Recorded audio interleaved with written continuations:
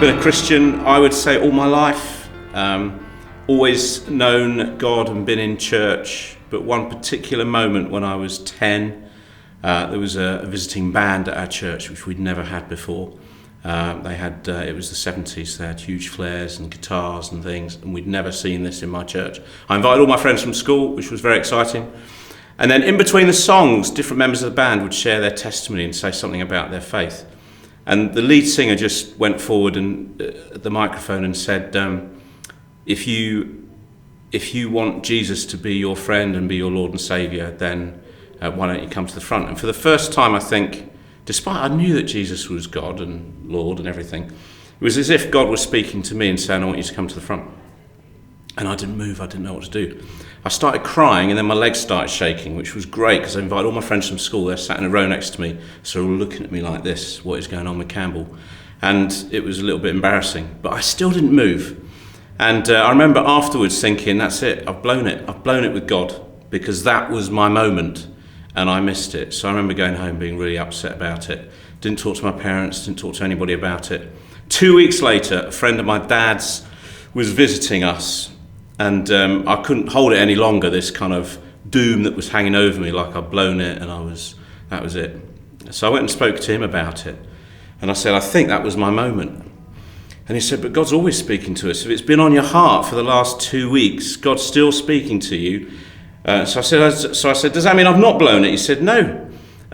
Why don't you talk to him now? Do you want to give your life to Jesus now? So yes, come on, this is it. 2 weeks I've waited for this moment. So I then prayed with this guy, and that was it. I kind of started that relationship where it was beyond what I'd known from church, but it became real to me from then. And it's been up and down for the last 41 years, but I wouldn't change it for anything. It's been exciting being on this journey with God, and he's with me every day, whether I'm paying attention to his presence or not.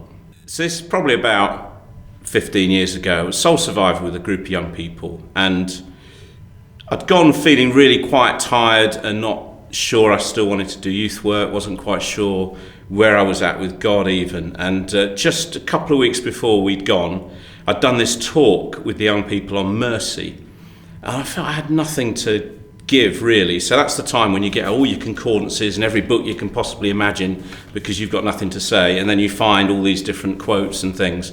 And I did all of that, found every quote I could on mercy when I did this session with them. And one thing that stood out was this quote from Shakespeare: "The quality of mercy is not strained, it droppeth as the gentle rain." I had no idea what it meant, but it had mercy in it, so I used it in my talk with the young people. And then I'm at Soul Survivor and I'm feeling rubbish, and I'm remembering, it's not been a great term as I've gone through, and there was an offer come up for prayer, and I thought, well, I can't, I'm the youth leader. And then I thought, well, I'm supposed to model being vulnerable and needing God, so I better go up. So I went up for prayer, and this guy came over to pray for me, and he said to me as he started, I've never prayed for anybody before, this is my first time. And I'm like, great, I've got a novice. And then he started praying for me, and then he started going, ooh, ooh, ooh, and I thought, that's what I'm supposed to do if I'm being prayed for. But he was getting into it, and he said, I've got a word. And he said, I've never had a word before either. So I was like, this is really worrying me now. But he said, the quality of mercy is not strained. Does that mean anything to you? And I was just in bits after that. I just broke down, and he got very excited then, because it's like, great, connected. He was excited that he'd heard from God.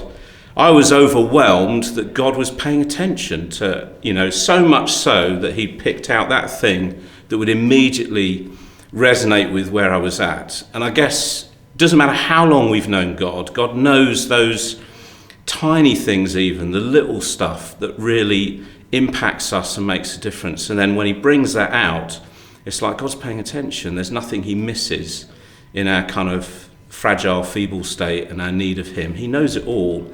So don't ever be afraid to share with God what's going on. He knows it anyway. But I was so encouraged by that God had me when I thought, I don't know what I'm doing, I'm all over the place. But he still cared and was right there.